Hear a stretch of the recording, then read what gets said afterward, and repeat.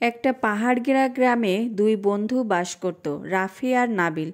তারা ছোটবেলা থেকে একসাথে খেলতো, পড়তো, স্কুলে যেত, আবার একসাথে স্বপ্নও দেখত। তবে তাদের বাবা মায়ের চিন্তাধারা ছিল একেবারেই আলাদা। নাবিলের বাবা ছিলেন একজন দায়িত্বশীল মাটির মানুষ। তিনি বিশ্বাস করতেন জীবনের কষ্ট না জানলে জীবন গড়তে শেখা যায় না। তাই নাবিলকে তিনি ছোটবেলা থেকেই ছোট ছোট দায়িত্ব দিতেন, নিজের বই খাতা গোছানো, ঘরের ছোট ছোট কাজ করা, এমনকি নিজের জুতা পালিশ করতেও বলতেন। অন্যদিকে রাফির মা বাবা সব সময় তাকে চোখে চোখে রাখতেন, একটু খুশি করেই রাখতেন সব সময়। পানির গ্লাস থেকে শুরু করে ব্যাগ গুছিয়ে দেওয়া, হোমওয়ার্ক করে দেওয়া, সব কিছু রাফিকে না বলেই গুছিয়ে দেওয়া হতো, কারণ তারা ভাবতেন ওর যেন কোনো কষ্ট না হয়।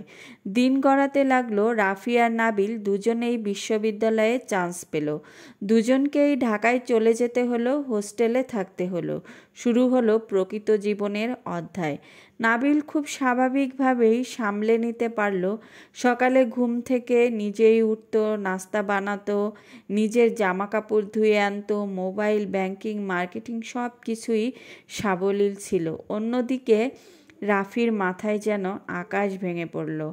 মা নেই, বাবা নেই, কেউ তো কাপড় ধয় না, খাওয়ার কথা মনে করিয়ে দেয় না, কেউ হোমওয়ার্ক করিয়ে দেয় না, ইন্টারনেট প্যাকেজ শেষ হলেও সে জানে না কিভাবে রিচার্জ করতে হয়, বাসন মাজার সাবান কোনটা সেটা পর্যন্ত চিনত না।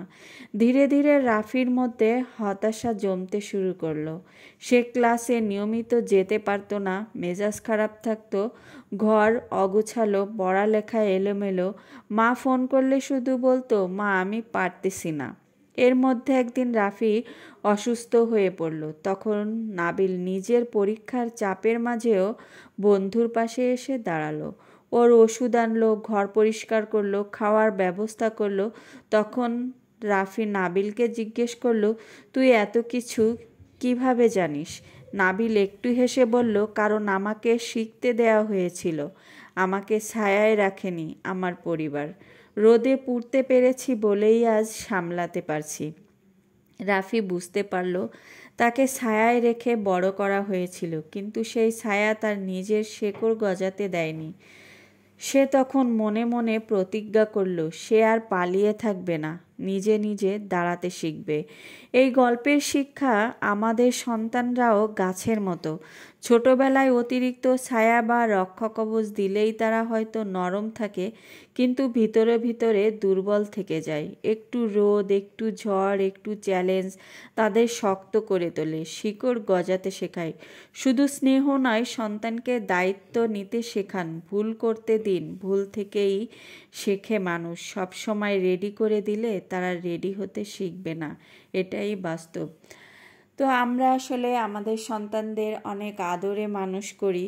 তো সেই আদরে মানুষ করব, তার মাঝেও তাদের কিছু দায়িত্ববোধও শেখাতে হবে। আসসালামু আলাইকুম, কেমন আছেন সবাই? আশা করছি ভালো আছেন। আমিও আলহামদুলিল্লাহ ভালো আছি। তো আপনাদের সাথে গল্প করতে করতে আমি আমার রান্নাটাও শেষ করে নিলাম। আর আমার গল্পটা কেমন লাগলো অবশ্যই জানাবেন। সবাই সবার সন্তানকে কিছু না কিছু দায়িত্ব নিতে শেখাবেন। আজকে এই পর্যন্তই। সবাই ভালো থাকবেন, আমাদের জন্য দোয়া করবেন। আল্লাহ হাফেজ।